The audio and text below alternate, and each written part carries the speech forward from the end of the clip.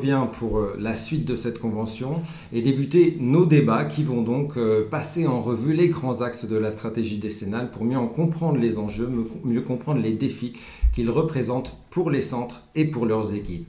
En commençant par le premier de ces grands défis, c'est celui d'une politique de prévention des risques plus efficiente, plus durable.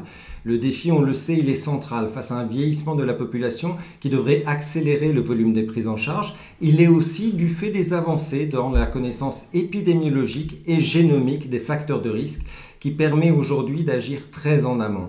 Alors comment de tels enjeux peuvent-ils se traduire dans les stratégies et dans les actions sur le terrain, avec quel rôle, avec quels moyens également pour les centres, afin qu'ils puissent mener ces missions. On va en parler avec nos invités, je vais vous les présenter tout de suite. Ils sont avec nous, en commençant par Isabelle Suryo-Mataram. Bonjour. Vous êtes médecin épidémiologiste au Centre international de recherche sur le cancer. Vous avez travaillé dans de très nombreux pays, l'Autriche, les Pays-Bas, les USA, chef adjoint de la section de surveillance du cancer. Vous êtes en particulier à l'origine d'une étude bien connue publiée en 2018, une étude qui a passé en revue, je dirais, un peu les grands facteurs de risque des cancers en France et montré que plus de 40% des cancers pouvaient être évitables. Nous allons voir justement comment vous avez mené cette étude et les leçons que l'on peut en tirer. Avec nous également le professeur Simone Mathoulin-Pellissier. Bonjour professeur. En direct de Bordeaux, professeur d'épidémiologie et de santé publique. Vous avez conduit d'importants travaux, notamment sur les facteurs de risque environnementaux associés au cancer. Et vous avez piloté récemment la création d'un département dédié à la prévention au sein du centre de Bergonié. Nous verrons avec quelle mission, avec quel champ d'action. Professeur Dominique Stoppalione, bonjour et merci d'être avec nous aussi. Chef du service de génétique médicale à l'Institut Curie, un service de pointe qui réunit les trois grandes activités de génétique en cancer, la tumorale, la constitutionnelle et la clinique. Vous nous aiderez à comprendre comment l'oncogénomique permet de mieux comprendre ces dernières années les facteurs de risque et également comment sa pratique peut être mieux intégrée dans la prise en charge et dans l'accompagnement des patients. Professeur Marc Ichou est avec nous en direct de Montpellier aussi. Bonjour professeur Ichou.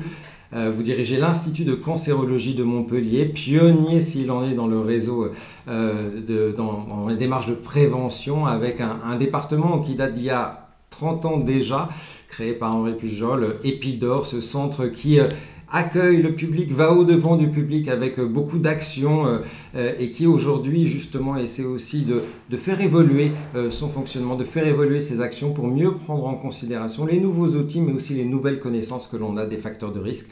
On en parlera bien évidemment. Et le professeur François Essinger est avec nous aussi, en direct de Marseille, directeur du département Anticipation et Suivi des cancers de l'Institut Paoli-Calmette, également membre du Haut Conseil de santé publique. Nous essaierons avec vous peut-être de mieux cerner la place, le rôle que les centres peuvent avoir dans des stratégies de prévention forcément globales, forcément multi-acteurs. On va commencer en essayant de mieux comprendre ce que sont ces facteurs de risque qu'adressent les stratégies de prévention. Des facteurs de risque, je le disais, que l'on connaît mieux grâce à des études épidémiologiques et génomiques. Et on va commencer avec Isabelle Suryo-Mataram. Et je vais passer en anglais pour échanger avec vous, Isabelle. It's a great chance to have you with us today. As I said, you are an epidemiologist doctor in the ERRC, and you conduct this well-known study, which was released in 2019, the first to offer a global panorama of the major risk factor of cancer in France. And out of this study, you valued the fact that 42% of cancer could be avoided regarding this factor and their impacts. Why was it needed to have such a study at the time, and how did you get such data to enlighten the risk factor and their impacts? So, just to start a little bit and with the history, then I'll tell you the three reasons why we did then that study at that time. But at that time, it was in 2015. We had actually another study that did similar estimations, how much cancer in France can be avoided or are caused by known causes. And then that study was done in 2000, so in year 2000. So it was 15 years afterwards. So there was then the need to renew this study because then France had done a lot of different actions in terms of preventions. But there were really three main reasons why then that study was done. So the first one is then the release of the new studies on diesel. So diesel causing cancer, and that brought a lot of discussion, especially in France, in terms of air pollutions. So is it then diesel and air pollution are important for cancer in France? And then that two factors were not included, for example, in the previous studies. And then there was also another big study that came out that had a lot of discussion in France, especially as well, is then the release of study showing that red meat causes cancer. So then there was another discussion, is this really important in France? Because then in France, the prevalence, the proportion of people eating red meat was quite high. And should we be doing something about it? And after that, there was also then a study, Barometer Santé. I think some of you might have known about it. So this is then a study where we look into the perception publique, what people in France think as causes of cancer, and people were quite anonymous saying, okay, tobacco and alcohol are important for men, but then other risk factors, it's not very clear. So then there was then the need as well to improve then public communication and then the education, what are the important factors. And then at the end, of course, in terms of governmental level, the governments would like to have then information, especially at the time the troisième plan cancer was ongoing, then thinking, okay, whether then a lot of the actions that are done would then be beneficial then for causes.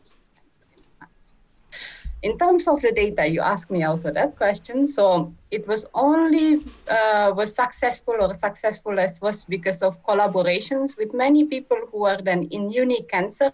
So I know a lot of the people here, but Centre Lyon Bérard, SPF, and a lot of different groups. There's more than 70 people involved in the project who donated willingly their knowledge, but also then their data. And that's why we managed to do that project. It was a really long time research and collection of data that you did, because you had to go in different institutes with different experts. There was a really passion work, I would say. Out of this, you had this panorama of all these major risk factors. The two main ones are not so surprising, tobacco and alcohol. In just one short word, what surprised you the most in the factors you listed and in their impacts? So we were not surprised that tobacco and alcohol was important, but then a lot of the French experts, especially, and me as well, because we know that France are quite passionate about food, is that nutritional factors are quite important here. So if you put all the nutritional factors together, diet, what you eat here in France, obesity, physical inactivities, and alcohol together, it was 17% of all of the cancer are caused by these factors. It's very close to smoking, which we think is very important. So that was really a big surprise of the study. The thing is, one thing is to collect the data, one thing is to value the risk, another thing is to transfer such overview into actions, into public policies, which is quite tricky actually, because what we see if we look at your study is that the main factors are lifestyle factors. It's difficult to act on lifestyle factors. The results are coming really, it takes a long time for the factors to come. And the environmental factors, which leads many public policies, well, they have less impact actually. So is the whole result a bit, just discouraging for prevention action? One can say it is discouraging, but I think after seeing here in France the last 6 months with different factors that is important, French are very adaptable actually. And then thinking about it, I can give you 2 examples of a really good translational of what we have done. So first is then the work that was done by Cancer League, the États généraux de la prévention de cancer. So in that work, together then with a lot of different partners from Unicancer as well, they put together a list of livres blancs, where then they put propositions of all actions that can be done. And the proposition comes from adults, so people, experts, but also even children with really creative ideas of what we can do in terms of prevention. And then thinking of one example prevention that worked really well, I think in 2018 or 2019, you increased the price of cigarettes here in France quite drastically. And then we saw within a year, I think SPF published the result that 1 million people stopped smoking in France, because partly linked to the increase of the price. So maybe then in terms of changing lifestyle, it is difficult, but you see success story. What we need to be more patient probably in the impact of cancer, that it would take time. But changing people's behavior in France, I think it's more possible than what we think is possible. I think we should stay optimistic. Just one last word. How your study can also help to create I would say a culture of evaluation of the prevention action. It is a main leg today in prevention action, to value and evaluate the results. How can it help on that? So I think through that project, I have a lot of new friends. I learned French. And then I think we need to continue that. And then I think there's new generation coming in. So I think that habit of doing research on prevention should be continued. And then people shouldn't lâcher prise. And then this I think is another example of actions that we continue to work on prevention. Alors, il y a, back to French, il y a les données épidémiologiques, on les voit, elles permettent de mieux comprendre ces facteurs de risque pour mieux agir dessus. Et puis il y a aussi les données génomiques qui aident aujourd'hui à mieux comprendre ce que sont ces facteurs de risque aussi, et là aussi à mieux agir dessus. Je voudrais qu'on en dise un mot avec vous, Dominique Stoppalione. Vous êtes l'une des pionnières à l'Institut Curie de cette oncogénétique, comme on l'a dit, avec une consultation. Près de 4500 tests sont réalisés chaque année. Alors cette oncogénétique, elle permet d'identifier des facteurs de risque génétique pour le patient, aussi pour ses proches. Et c'est une discipline qui est aussi, elle est jeune, mais elle a évolué même beaucoup ces dernières années, puisqu'elle permet d'éclairer les facteurs de risque, mais également aujourd'hui ce qu'on appelle les facteurs modificateurs des risques tumoraux, des facteurs qui peuvent augmenter ou diminuer ces risques. De quoi s'agit-il exactement et en quoi cela affine-t-il la connaissance que l'on a de cette transmission héréditaire de certains cancers?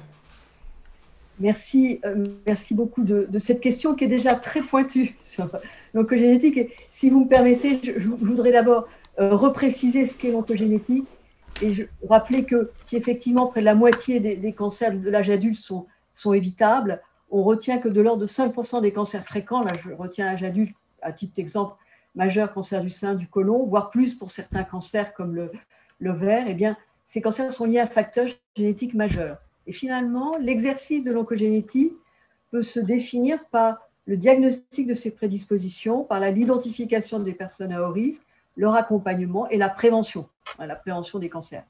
Et puis j'ajouterai la réassurance aussi des apparentés qui ne sont pas, je dirais, porteurs de la prédisposition identifiée dans leur famille. Il ne faut pas oublier cette possible réassurance. Les outils de l'oncogénétique, c'est d'abord la reconstitution soigneuse de l'histoire familiale. Il y a quelques diagnostics qui sont très importants à apporter, notamment est-ce que c'est un cas d'ovaire ou pas. C'est aussi les caractéristiques tumorales, y compris les tests génétiques, enfin les tests analysant ces tumeurs. Et puis bien sûr, c'est le séquençage de gènes de prédisposition qu'on a d'ailleurs identifié à partir de formes familiales de cancer. Et donc, vous avez dit, voilà, l'oncogénétique s'est structurée il y a une quinzaine d'années, c'est vrai, grâce au plan cancer successif et la mise en place par l'INCa d'un dispositif à 3 étages, laboratoire, consultation, recueil de la prise en charge des personnes à risque. En fait, l'oncogénétique a plus de 30 ans. Et c'est l'occasion de saluer le fait que la première consultation a eu lieu en 87, c'était au Centre Léon Bérard et elle avait été créée par Agaï Sobol. Et c'est intéressant de le rappeler parce que ça illustre la démarche de l'oncogénétique. À ce moment-là, aucun gène de prédisposition en cancer fréquent n'avait été identifié, mais les études épidémiologiques nous disaient qu'ils existaient, on les attendait, mais que pour les identifier, en particulier, je parle toujours des cancers fréquents, eh bien, il fallait mettre des familles, à contribution des familles à cas multiples. Des familles dont le point d'entrée, des femmes ou des atteintes de cancer du sein, par exemple, encore une fois, étaient dans nos centres précisément. Et puis en même temps, il s'est avéré que si les femmes acceptaient de participer à ces études, qu'elles mobilisaient leurs apparentés, il fallait aussi leur donner, c'est bien légitime, des recommandations de suivi pour leurs proches et en particulier leurs filles. Et je dirais que c'est vraiment une caractéristique de l'oncogénétique que d'avoir, je dirais, cette démarche un peu particulière, ce que j'appelle une espèce de claudication, dont une jambe est la clinique et l'autre la recherche, mais qui n'avance pas tout à fait de la même façon. Et cette double démarche, je dirais, reste d'actualité et encore pour longtemps, et c'est vraiment quelque chose qu'il est majeur de préserver. Et j'insiste lourdement, je pense que c'est le rôle de structure, de fédération de structure comme Unicancer que de le porter, comme d'ailleurs il l'a porté dès le début. Et j'en arrive à votre question, je n'oublie pas. Et donc, outre l'identification de nouveaux gènes de prédisposition, les enjeux sont aujourd'hui en fait d'aller vers une estimation individuelle des risques tumoraux. Je prends l'exemple encore emblématique de BRCA. Aujourd'hui, on sait qu'une femme qui a une altération de BRCA1 ou de BRCA2, elle a un risque cumulé de cancer du sein dans l'âge de 80 ans qui est de l'ordre de 70%, sachant que c'est des estimations faites à partir de formes familiales de cancer. Donc c'est peut-être, si on prenait la population générale, c'est peut-être un peu plus faible. Mais il n'empêche que certaines femmes auront un premier diagnostic à 30 ans, voire avant, et puis d'autres seront indemnes après 80 ans, alors qu'elles ont la même altération BRCA. Et cela nous dit qu'il y a des facteurs individuels modificateurs des risques, qu'ils soient génétiques ou non génétiques. Et on va retrouver les facteurs que nous évoquions au début de cette table ronde, des facteurs évitables, la place du tabac notamment. Et donc aujourd'hui, beaucoup d'efforts sont faits pour l'identification de ces facteurs de susceptibilité qui vont permettre, donc ces facteurs de susceptibilité, en fait, vous voyez, ce n'est pas le même terme que prédisposition, c'est-à-dire qu'un facteur de susceptibilité isolé, notamment je prends un facteur génétique, il y a des polymorphismes, chacun augmente très peu, n'a pas d'intérêt clinique, modifie très peu le risque tumoral.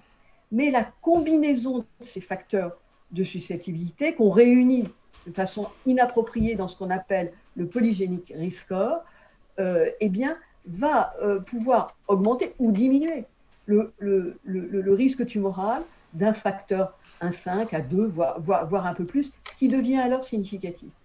Et donc, aujourd'hui, ces études sont indispensables.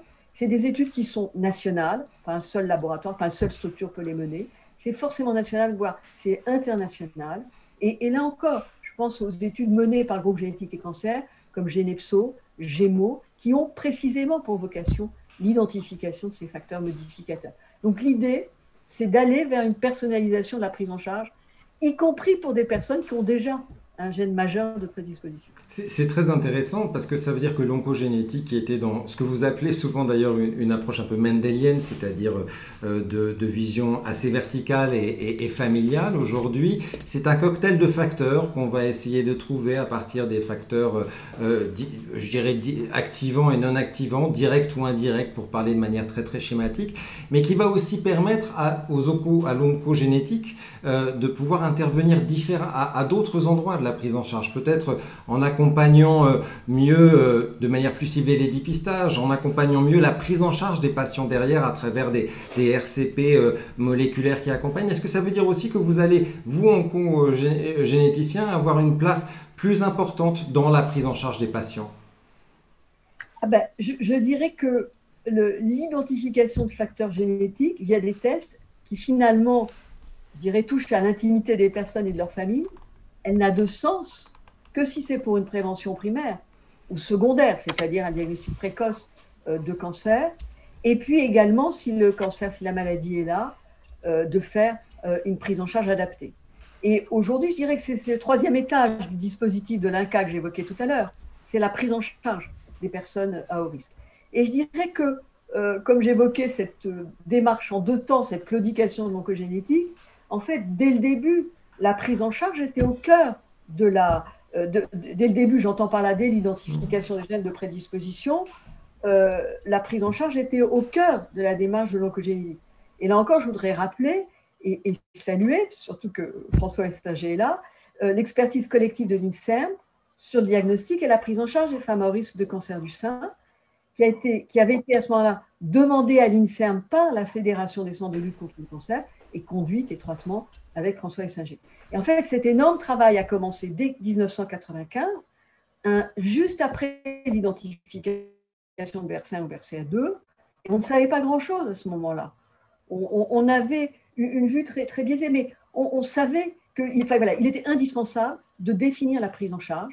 Et il y avait, je dirais, en conclusion, il y avait à ce moment-là une espèce de clause de revoyure pour la mise à jour des recommandations. Merci. On voit bien qu'il y a à travers ces différents facteurs de connaissance de facteurs de prévention épidémiologique et évidemment génomique, une meilleure connaissance de ce qui est à l'origine, de ce qui peut être à l'origine des cancers, et donc aussi une manière de mieux orienter les actions que l'on va mener sur le terrain. Je voudrais qu'on aille sur ce terrain, on aille voir justement comment ces actions se conduisent, nourries justement de toutes ces données-là, avec deux exemples dans des centres de lutte contre le cancer. En commençant avec vous, Marc Ichou, votre centre, je le disais, a été certainement l'un des pionniers en matière de prévention, organisé avec la création, il y a déjà 30 ans, de ce département Epidor, centré sur la prévention des risques auprès des populations générales, en particulier scolaires, des activités d'accueil du public, des actions hors les murs très nombreuses que vous avez conduites. En quoi la connaissance affinée que l'on a aujourd'hui, la recherche sur la prévention qui est de plus en plus fortement conduite, fait-elle évoluer les actions et la stratégie d'un département de prévention comme le vôtre? Effectivement, la mission principale d'Epidor, c'est justement de passer à l'action pour ces stratégies de prévention. Et bien sûr, tout au long de ces 30 dernières années, ces actions se sont nourries des études épidémiologiques qui mettent en évidence les principaux facteurs pronostiques. Alors, deux exemples. Par exemple, on a parlé de l'activité physique, dont on sait qu'elle est indispensable pour prévenir l'obésité et toutes les pathologies qui en découlent, dont le cancer. Sous l'impulsion d'Epidor et grâce à un partenariat très étroit avec l'Éducation nationale, nous avons lancé depuis quelques années l'opération Le Grand Défi Vivez Bouger, qui va aller chercher les écoliers de 8 à 12 ans. Et donc, sur l'année 2019, puisque l'année 2020 a été malheureusement très impactée à cause du Covid, c'est plus de 15 000 enfants qui ont participé pendant un mois, c'est le mois de mars, à de l'activité physique en recueillant ce qu'on appelle des cubes énergie et en concluant ça par une grande récompense pour stimuler l'activité physique. Et alors, c'est là aussi la particularité d'Epidor, notamment sous l'impulsion du professeur Florence Cousson-Gély, qui est directrice scientifique d'Epidor, mais aussi universitaire à l'Université Paul Valéry en sciences humaines et sociales, où toutes ces actions sont évaluées et évaluer leur impact. Et par exemple, sur le Grand Défi Vivez Bouger, on a pu constater 2 ans après que les enfants qui avaient participé à ce grand défi, au départ, avaient à 30% pratiqué à peu près 1 heure par jour d'activité physique, qui est l'objectif pour la bonne santé. Ils sont passés de 30% à 80%. Donc là, on a un résultat tangible d'efficacité d'une action. Idem pour le tabac avec l'action P2P, c'est-à-dire la prévention par les pairs, où là, des collégiens dans des lycéens, dans des lycées professionnels, ont été contactés pour être les ambassadeurs auprès de leurs collègues de l'arrêt du tabac. Et bien là aussi, on a constaté qu'en comparant une cohorte qui avait participé à ce programme et une autre, qu'il y avait un net écart entre la consommation tabagique des uns et des autres. Donc, je crois que c'est ça qui est important, c'est effectivement de partir des données épidémiologiques, de construire des actions, de les mener notamment auprès des plus jeunes et grâce au partenariat avec l'Éducation nationale, et d'évaluer l'impact de ces actions. Avec d'un mot aussi, alors on dit on connaît mieux les facteurs, on a peut-être aussi des nouveaux outils, on en parlait en introduction, la technologie, le numérique, l'intelligence artificielle, c'est aussi des moyens d'améliorer les actions sur le terrain. Alors c'est sûr que ces nouveaux outils vont nous permettre d'exporter aussi beaucoup plus ces actions. Je prendrai un exemple sur l'alimentation, on a aussi une action emblématique à Epidor qui est Epidor Market, où les enfants, plusieurs milliers par an, viennent et participent à des jeux vidéo, à des choses interactives pour leur faire apprendre à bien consommer et à bien se comporter dans un supermarché, etc.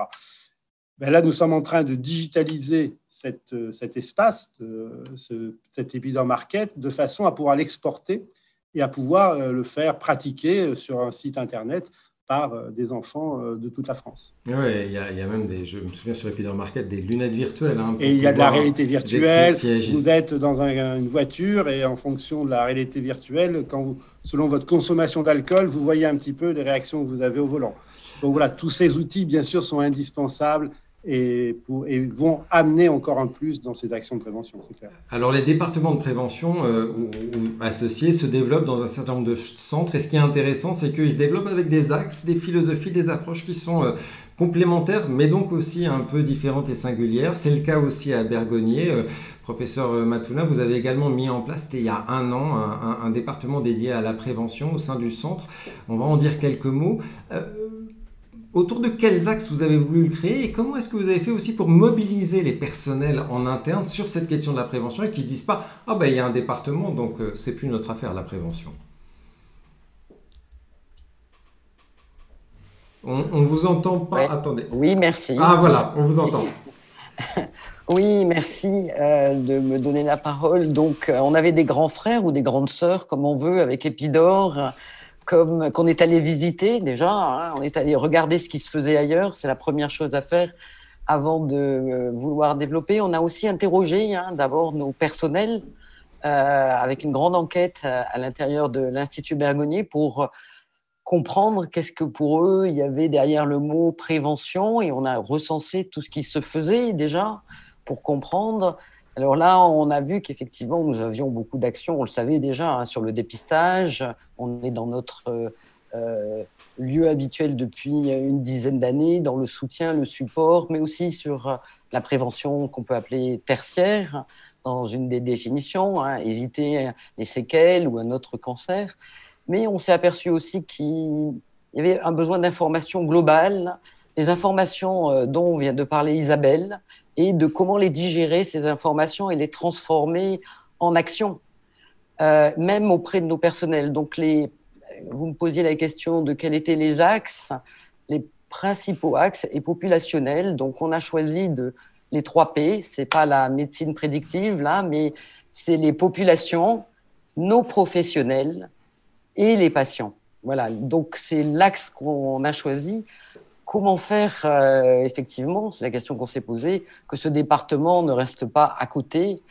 Alors, très simplement, comme on fait très souvent, on a demandé de façon transversale à avoir un lieu de réunion avec tous les métiers. On a des métiers dans les centres de lutte, bien sûr les oncogénéticiens pour certaines parties, bien sûr les oncologues médicaux, les oncologues en général, mais on a aussi d'autres disciplines intéressantes, des diététiciennes, des assistantes sociales, des psychologues qui, quand on parle de comportement, sont habitués à travailler sur des patients et là peuvent avoir aussi un intérêt à regarder l'aspect personnel ou population. Donc ça veut dire aussi un lien avec la médecine du travail. On a trouvé que c'était aussi important d'agir sur ces plans-là.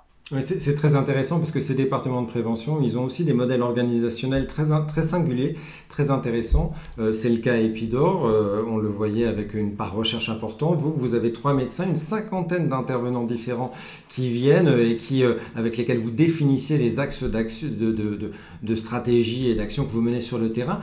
Un mot tout de même sur ces actions que vous conduisez sur le terrain, hors les murs, comme on dit. Elles sont vraiment singulières. Alors, il y a des actions sur le tabac, il y a des actions sur la prévention des addictions, il y a des actions sur la nutrition, notamment l'accès aux soins. Et puis avec des modèles, des outils que vous utilisez qui veulent vraiment s'adapter au plus près des publics et de leur perception du risque. Est-ce que vous pouvez nous donner 1 ou 2 exemples et nous dire en quoi c'est essentiel finalement d'être dans la proximité dans ces actions-là ? Oui, tout à fait. Effectivement, ce qui est très important, en dehors des facteurs dont ma collègue du cirque a parlé, qui sont l'alcool, tabac, nutrition, ou génétique, ou facteurs professionnels, il faut comprendre la personne dans son contexte. Donc, parce qu'il y a des déterminants sociaux, où j'habite, quel est mon environnement. Et donc, pour cet aspect-là, on a réfléchi, on a regardé aussi ce qui se passait dans d'autres thématique que la prévention cancer, et on a choisi de s'associer avec un prestataire pour disposer 2 jours avec un bus pour aller au plus près des activités et des thématiques. On va le voir pendant que vous en parlez, on va voir le bus santé. Voilà, le bus est un bus, un minibus. Voilà, on va être trois intervenants à l'intérieur et plutôt à l'extérieur en ce moment d'ailleurs, plutôt qu'à l'intérieur. Et pour parler, et on a été soutenu dans cette idée par notre agence régionale de santé, comme par la région Nouvelle-Aquitaine. On a ciblé des zones de précarité. Il y a 21 zones de précarité en Bordeaux métropole et il y en a 21 hors Aquitaine. Et là, pour que ça fonctionne, il faut s'associer avec les gens qui sont sur le terrain. Il ne faut pas y aller en voulant être tout seul. Donc, il y a beaucoup d'actions qui sont liées à l'information. La Ligue, les ligues, bien sûr, mais aussi d'autres associations, les mairies, et puis aussi les délégations départementales d'ARS, les délégations départementales des dépistages, qui ont été très enthousiastes à venir nous rejoindre au plus près de ces zones pour avoir des temps de 20 minutes de discussion, échange, et puis des thématiques qui seront différentes en fonction des actions de l'année, autour du tabac plutôt en novembre, autour de dépistage en fonction des actions nationales. Oui, c'est vraiment à la fois la volonté d'aller là où se situe la précarité, donc là où le besoin de prévention est particulièrement saillant, et vous identifiez ces points-là, et puis le bus arrive et on invente ce que va être la prévention autour de ce bus avec les acteurs locaux, donc il y a vraiment une mobilisation des relais de proximité qui est très importante et qui est très fortement faite. On va évaluer aussi, comme le disait très bien Marc, on va aussi évaluer, on va inventer, protocoliser et évaluer pour éventuellement transférer à d'autres comment on a fait.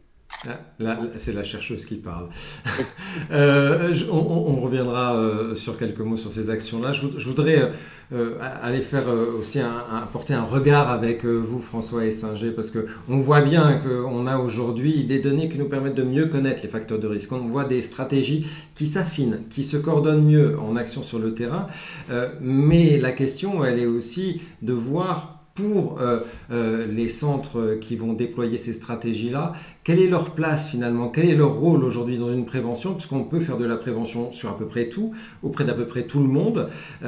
Qu'est-ce que vous retenez des échanges que vous venez d'entendre? Et puis, quelle est pour vous finalement la bonne stratégie de prévention qui puisse être durable et qui puisse être efficiente à l'échelle d'un centre?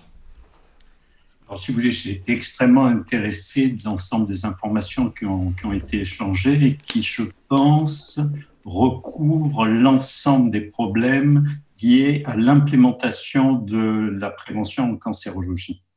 En effet, je pense que la première étape, c'est la production de connaissances. Donc, ce sont les études épidémiologiques et les études modernes de génétique et d'interaction gène-environnement. Et ensuite, donc, la vraie question, une fois qu'on a identifié une causalité, qui est le point central de la recherche épidémiologique, c'est comment utiliser des connaissances causales pour réduire l'apparition des cancers.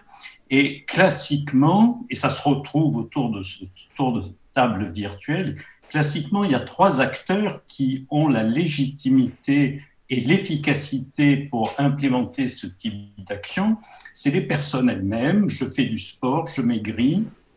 C'est des autorités sanitaires, j'interdis le benzène, j'exige des dosimètres, ainsi de suite. Et troisièmement, ce qui est plus proche de notre métier classique, c'est l'intervention biomédicale avec des interventions comme la vaccination qui relèvent encore du domaine biomédical avec une sorte de partage progressif avec d'autres acteurs, également la pharmacoprévention.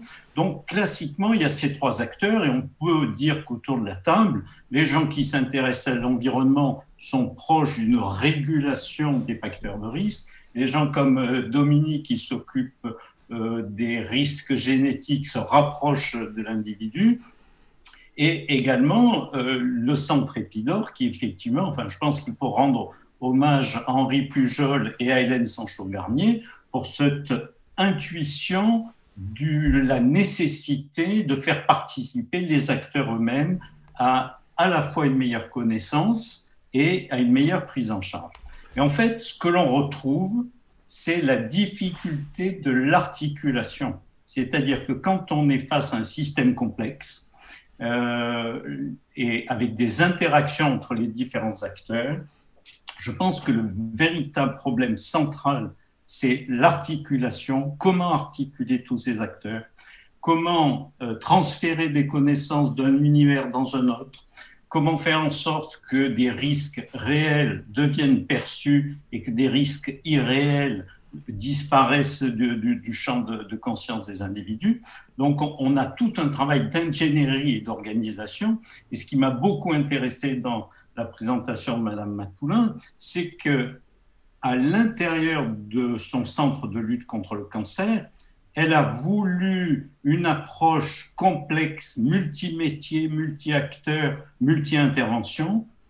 Et je pense que la difficulté qu'a un centre, c'est s'intégrer dans un paysage où il existe de très nombreux acteurs. Quelle est la place de la médecine générale? Quelle est la place des associations de patients ou d'utilisateurs? Donc, je pense que la véritable difficulté pour un centre, mais c'est un peu également le défi que nous avons devant nous, c'est comment à la fois s'incorporer, voire orienter ses actions afin de coordonner les bonnes volontés qui correspondent à une demande très forte de la société, que prévenir vaut mieux guérir, j'en suis pas sûr tout le temps, mais c'est une forte demande. Mais du coup, pour un centre, autour de quels axes construire sa stratégie de prévention, sachant que les modèles ne sont pas duplicables, on le voit, tout le monde ne va pas faire Épidore, ni ce qui se passe à Bergonié, les réalités territoriales ne sont pas les mêmes. Sur quoi on se base finalement pour penser sa démarche de prévention à l'échelle de son centre? Alors ça, c'est la richesse des modèles fédéraux. Si vous voulez, je pense que chaque centre a sa propre stratégie qu'il définit à l'intérieur de son projet d'établissement, mais que justement l'existence d'Unicancer peut être une valeur ajoutée et qu'il pourrait y avoir, après un accord collectif, d'abord une sorte de recommandation minimale de qu'est-ce qui doit exister dans tous les centres à minimal, voilà, la lutte contre le tabac, pour prendre un exemple, hein, mais donc il y aurait une sorte de définition de jeu minimum. Deuxièmement, ce que tous les acteurs de santé publique souhaitent, c'est l'existence d'une sorte de registre d'actions efficaces et d'actions inefficaces, plutôt que de recommencer quelque chose qui n'a pas marché, sauf si on a compris pourquoi ça n'a pas marché. Donc, Unicancer pourrait être le lieu à la fois de déclaration de programmes, un peu sous la forme des registres d'essais thérapeutiques, une sorte de registre d'essais de prévention, avec un suivi, avec des transferts, faciliter ce qui a marché dans un centre en ayant compris pourquoi ça marche vers un autre. Et puis également, mais je pense que tout ça a plus ou moins déjà été décrit par la note de juin 2020 d'Unicancer participative à l'orientation du programme décennal. Il faut, et je pense que c'est important, favoriser l'éveil et la connaissance de tous les soignants et non-soignants d'un centre de lutte contre le cancer à une connaissance minimale de ce qu'est la prévention, de ce qu'est les facteurs de risque, de ce qu'il faut faire. Donc voilà à peu près. Alors maintenant, on pourrait toujours faire plus. Mais... Question plus Unicancer qui permet de mutualiser, de modéliser. Petite question rapide, mais petite question qui fâche. Est-ce que ces modèles peuvent être rentables? Et est-ce que c'est un enjeu? On en parlait avec Monsieur Hichou au téléphone. En effet, un des freins pour la modélisation et la reproduction d'Épidore, c'est que ça coûte de l'argent. Ça coûte même beaucoup d'argent et tout le monde n'a pas ces fonds-là. Alors, à part la vaccination, je ne pense pas que la prévention soit coût-bénéfice positif. C'est-à-dire, je pense que globalement, pour sauver des vies, même avec la prévention, ça coûte de l'argent. Et là, c'est un problème social à la fois. Alors, je ne suis pas du tout fanatique des études de propension à payer, de willingness to pay. Parce que, bon, ils ont des limites, mais enfin, c'est une sorte de reflet. C'est d'actualité avec le Covid et certains articles dans Le Monde. Donc, maintenant, il y a une sorte d'investissement et de retour sur investissement. Il y a dans certains pays des seuils à partir desquels une dépense qui produit une année de qualité de vie raisonnable peuvent être considérées par la société. Donc je crois qu'il y a une double validation économique de la prévention. Il y a une validation à l'intérieur d'un centre qui dit, voilà, moi j'estime que je vais dépenser de l'argent pour cette intervention, et puis il y a une acceptabilité sociale, mais comme je vous l'ai dit, globalement, et sans doute de manière excessive, et c'est une crainte que j'ai, la population attend plus de la prévention que ce qu'elle est capable de lui donner. Et donc, ce que je crains, c'est que certes, cet outil a été sous-utilisé, sous-valorisé, si vous voulez, dans la hiérarchie de la noblesse de la médecine, le neurochirurgien est plus haut que le préventologue. Mais donc, à la fois, il y a des modifications d'image, mais je crains qu'il y ait une attente excessive, puisque certains de nos patients ont un discours un peu, je ne veux pas dire de revendication, mais de sentiment d'injustice, puisqu'elles me disent j'ai allaité mes enfants, je suis mince, je fais du sport, j'ai eu un cancer du sein, on m'a menti. Voilà, donc il faut être quand même assez honnête et assez juste dans nos discours. Quelques petits mots de conclusion rapide avant qu'on prenne les échanges et les questions du public qui sont déjà là. Marc Ichou, ce que disait François Essinger notamment, c'est que va falloir travailler avec plein d'acteurs qui sur le territoire font aussi de la prévention. On va pas faire, les centres ne vont pas tout faire seuls en matière de prévention. Il y a des choses qu'ils vont pouvoir faire et des choses qu'ils vont devoir conduire en partenariat. On l'a vu aussi à Bordeaux avec des acteurs de territoire. Comment les centres peuvent finalement peut-être associer ces acteurs, ces différentes initiatives autour des CPTS, autour des contrats locaux de santé? Vous avez une forte expérience à travers les actions que vous avez faites auprès des collectivités, des rectorats. Est-ce qu'il y a un enjeu à ce que les centres fédèrent finalement les acteurs du territoire en termes de prévention? Oui, je crois que c'est un enjeu majeur. Effectivement, les centres n'ont pas vocation à faire toutes les actions de prévention.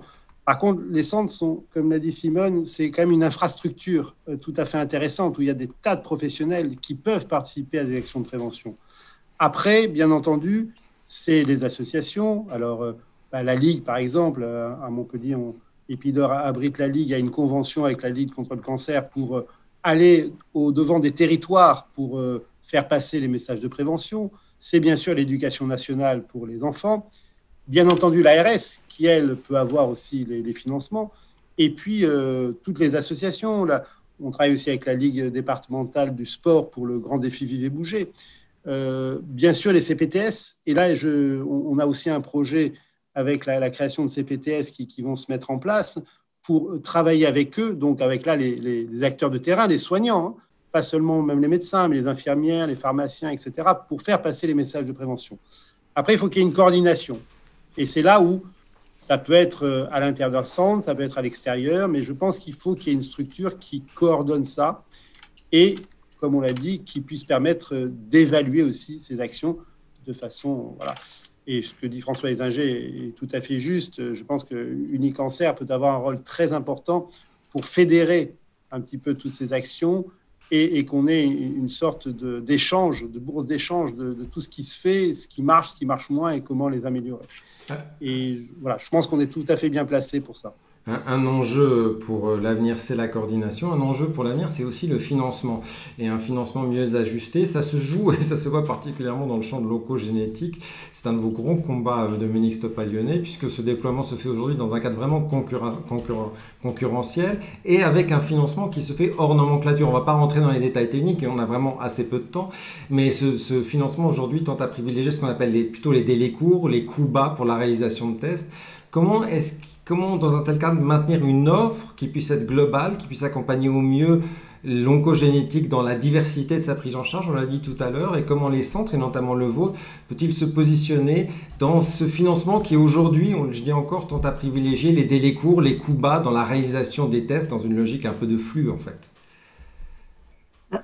Je dirais que effectivement, c'est un sujet majeur, mais pour moi, le sujet majeur, c'est d'avoir des tests de qualité. Bien sûr, le délai court était quelque chose d'essentiel, mais il faut continuer de contribuer, je dirais, à la description du panorama que constituent les tests génétiques en cancérologie, et je relie autant le génétique constitutionnelle que tumorale. Aujourd'hui, l'étude de la tumeur est un point d'entrée dans le constitutionnel. Enfin, les deux sont intimement liés. Et je pense que Unicancer a un rôle à jouer. Je dirais, vous voyez, c'est pas forcément un laboratoire, c'est pas le laboratoire institut.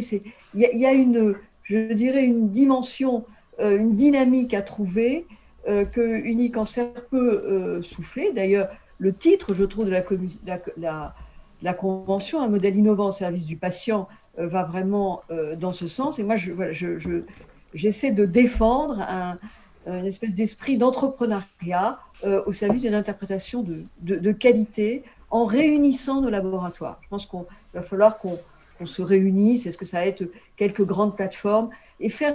On n'a pas évoqué le plan France Médecine Génomique 2025, mais c'est un peu long pour en parler, mais on pourrait tout à fait imaginer, parce que ce plan ne va pas tout faire, avoir une espèce de pré-plan et qui pourrait être porté par Unicancer, mais pas forcément qu'Unicancer, aussi, n'oublions pas certains CHU. Voilà. Mais en un mot, n'ayons pas peur, faisons des tests dont l'organisation rivalise avec les grosses structures privées. Je ne vois pas pourquoi on ferait moins bien en termes d'organisation, mais on va faire mieux en termes de qualité. Académique, agile et efficient. Il y a un enjeu de coordination, il y a un enjeu de financement, puis il y a un enjeu aussi important sur la prévention, c'est la formation.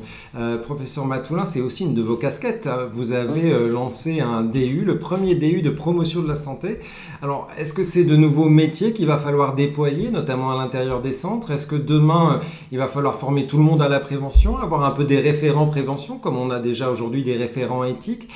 Quel modèle de formation il faut pour les personnels, de manière à ce que cette approche puisse être vécue de manière globale à l'échelle d'un établissement? Oui, merci de me relancer sur la formation, parce qu'effectivement, voilà, personne, je me rappelle il y a quelques années, une tabacologue d'ailleurs de Épidore, qui disait dans un des états généraux de la Ligue, tout le monde n'est pas préventologue, si on peut dire comme ça. Effectivement, c'est un peu comme en ce moment, les épidémiologistes et le Covid, ou les microbiologistes et le Covid, si vous me permettez ce petit trait d'humour. Donc, oui, en termes de formation, je pense qu'il faut être large. Alors, vous avez eu la gentillesse de parler d'un DU, un diplôme universitaire qu'on est en train d'ouvrir sur la prévention, comment agir, notamment de la théorie à la pratique, avec d'ailleurs le soutien de Santé publique France. C'était une demande qu'il y avait depuis 3 ans.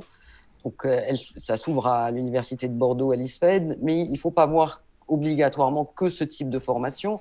Il y a déjà en France, et pas qu'à Bordeaux, partout en France, des masters pour la promotion de la santé. Il y a un mot qu'on n'a pas dit depuis le début, c'est promotion de la santé. Il n'y a pas que la prévention. Et en plus, il faut certainement allier des formations courtes dans nos centres, peut-être avec Unicancer, qui soit au plus proche des besoins des uns et des autres, et des évolutions de métier. On parle aussi de pouvoir changer de métier au cours d'une carrière, évoluer. Je pense que ça peut être un enjeu aussi d'attractivité de nos centres. Et donc, des formations courtes sont aussi à faire, ou à l'intérieur de nos centres, ou en ce moment assez développées avec des formations par Internet. Voilà, on a une palette possible pour aller jusqu'à des référents, ou en tout cas, je ne sais pas si ça serait pour l'instant toujours des référents, mais enfin des gens avec une formation qui puisse répondre, et aussi, comme aujourd'hui, parfois dire « je ne sais pas ». Oui, ce qui est compliqué. Et pour vous citer, et d'un mot de conclusion avant de prendre les questions, vous m'avez dit quand on a créé ce département, la meilleure nouvelle serait que dans 5 à 10 ans, il n'existe plus. Tout à fait, je confirme. Il n'est plus besoin d'exister. Voilà, puisque la démarche serait généralisée. Je vais prendre les questions et vous adresser les questions de nos spectateurs qui nous suivent. Question à Isabelle. Alors, je reprends la question en anglais, mais je peux se poser en français aussi. Est-ce que tous les facteurs de risque que vous avez pu lister ont le même impact dans les différents groupes d'âge, ou est-ce qu'il y a des enjeux spécifiques liés à certains groupes d'âge que vous avez pu voir ou qui seront l'objet d'études prochaines? Okay. So That's a very good question. So we did, in the study itself, we did the analysis of the study specific by age group, and not only age group, but also then by gender, by sex, so male and female, because even male and female have very different risk factors. But then for age, I think it's one of the interesting thing, and then it's also then where we may then target prevention, like Professor Ishu said. There's a lot of new tools that we can then use to target different age groups. So the studies was done by age group, and then I think probably one of the next steps to do is then to publish this and then to use this really in then the implementation and the translation, where then we should target it. It's not only population France in general, but looking at it by age group, by sex, maybe by socioeconomic factors. That's another factor that's also already mentioned, no? But then these are then the next steps that I think a lot of the group here can help in terms of the translation. Question, alors peut-être, vous voyez qui, je pense, souhaiterait y répondre. Elle est un peu longue. Dans le cadre de financement populationnel des établissements de santé, pourrait-on envisager des financements adaptés en fonction des territoires, suivant les données épidémiologiques ou sociales d'une population donnée? Est-ce qu'on peut aller dans cette approche-là? Alors, je ne sais pas si le professeur peut-être est singé. Je peux essayer de répondre, si vous voulez. La segmentation du financement en fonction, on va dire, pour aller sans doute à l'essentiel de facteurs socio-économiques, correspond à une démarche dite de discrimination positive qui existe dans d'autres secteurs. Et donc, on peut envisager qu'on pourrait considérer que des zones territoriales qui seraient défavorisées socialement pourraient, vu la causalité assez courte qu'il y a entre les facteurs sociaux et les pathologies, bénéficier de surfinancement, comme c'est le cas dans l'éducation nationale, avec des zones d'éducation prioritaire. Maintenant, c'est quand même d'une grande complexité. Je pars du principe que c'est de la bonne volonté, mais sans doute la complexité et le coût de transaction, pour parler comme les économistes, me rend un peu prudent dans ce type d'approche. Question sur un sujet un peu connexe, les sciences humaines. On en a beaucoup parlé à une époque. Est-ce que leur apport est aujourd'hui suffisant dans les politiques et les stratégies de prévention qui sont menées par les centres? Je poserai la question plus spécifiquement à professeur Mathoulin et Ichou. Est-ce que vous avez dans vos centres aujourd'hui des intervenants de sciences humaines, des travaux conjoints? Est-ce que c'est probant? Si tu veux, je commence. Vas-y, Marc. Alors, je pense que Marc a une antériorité beaucoup plus importante avec Epidor sur ces aspects-là. Il y en a aussi dans d'autres régions sur des aspects, comme on a décrit, hein, de transférabilité, d'évaluation des comportements. Moi, je me rappelle même des études qui ont été faites au niveau des collèges et des lycées pour le tabac, dans la région de Montpellier, hein, il y a déjà de nombreuses années, il y a de très nombreuses années.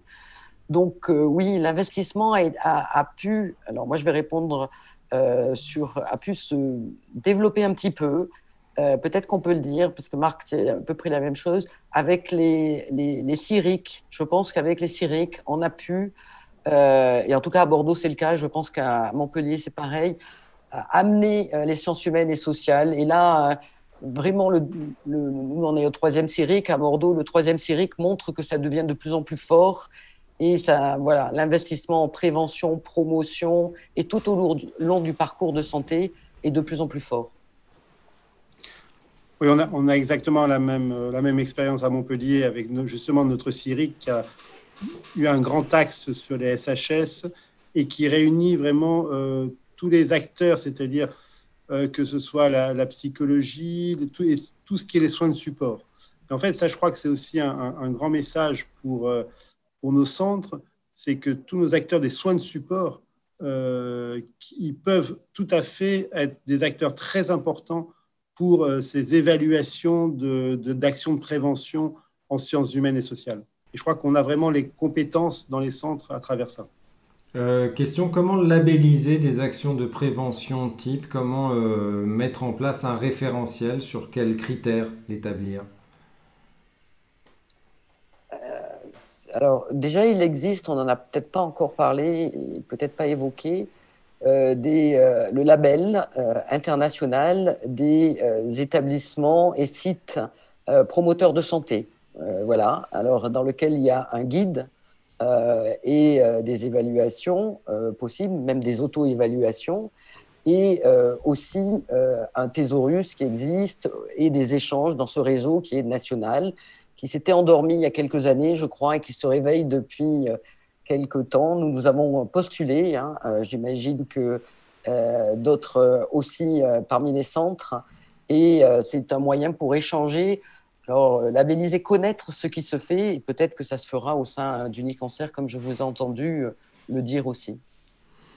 Non, pas d'autres réactions sur cette question-là. Question sur la crise du Covid. Dans quelle mesure est-ce que cette crise peut peut-être construire de nouveaux réflexes de prévention qui vaudraient aussi en termes de prévention des cancers? Quelle est votre vision là-dessus? Peut-être professeur Essinger, professeur Matoulin, Ichou, Stoppa-Lyonnais, si vous avez là-dessus.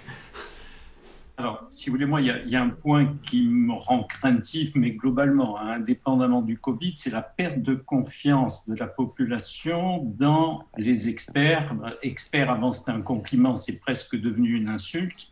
Et la défiance globale envers les autorités de santé. Et comme la prévention nécessite impérativement la participation des acteurs si on veut un impact important, c'est pas tellement la crise du Covid en elle-même, mais ce qu'elle révèle, et donc de notre travail extrêmement important que nous avons devant nous pour maintenir un niveau de confiance qu'encore la population, quand on regarde les enquêtes vis-à-vis des médecins, leurs médecins traitants en priorité, les chercheurs. Donc, il faut au moins maintenir cette confiance si on veut aboutir à quelque chose. Et si on veut l'amplifier, on peut faire l'hypothèse que des réflexions plus participatives pourraient être à l'avenir un outil à la fois pour gagner en lucidité et en efficacité. Professeur Ichou. Oui, alors je partage ce que dit François Essinger, mais alors pour être peut-être positif, on peut espérer que cet épisode mettra un accent sur la prévention auprès de nos décideurs et des politiques, et qu'ils auront vraiment compris que c'est vraiment par la prévention et que la prévention ne coûte pas cher finalement. Et que si on avait plus investi dans la prévention économiquement, on aurait moins investi dans les réanimations. Et les services de réanimation, ça coûte certainement plus cher que les masques et les gels hydroalcooliques. Donc, c'est peut-être un message à passer à nos décideurs. Isabelle? So one of the things that we are doing at the moment in relation to COVID-19 is then a lot of the national actions during for COVID, to control COVID, where then people are staying at home. We're looking and trying to look into the impact of it and try to estimate it in terms of then cancer related to causes of cancer. So because lifestyle of people are changing probably during that period. So we're doing now at the moment a review in all countries, including France as well, because we're in France, and then to see whether then smoking, alcohol, physical activity, and obesity, and there's a lot of survey on it, and try to see whether then it would change risk of cancer in the future. Professeur Matoulin, vous voulez rajouter quelque chose? Oui, je voulais juste rajouter une notion dont on avait parlé tout à l'heure, et pour être aussi positive et prendre en compte ce qui se passe et ce que François Essinger a souligné, c'est non seulement la confiance, et donc du coup la communication, et donc comment communiquer, quelle information donner, et comment éduquer, parce que éduquer, l'éducation à la santé, on a parlé des écoles, tout ça me paraît des éléments très importants, parce qu'on est dans un paradigme aujourd'hui où on a un peu l'impression de temps en temps que malheureusement on fait de la prévention parce qu'on ne peut rien faire d'autre. Mais il ne faudrait pas que ça reste ça. C'est pas la prévention parce qu'on ne peut rien faire d'autre. C'est la prévention et le reste. Donc en cancérologie, on a le reste. Mais donc il faut faire aussi la prévention. Voilà, j'aimerais bien que si un jour on trouve un meilleur traitement et les vaccins, on n'oublie pas la prévention quand même.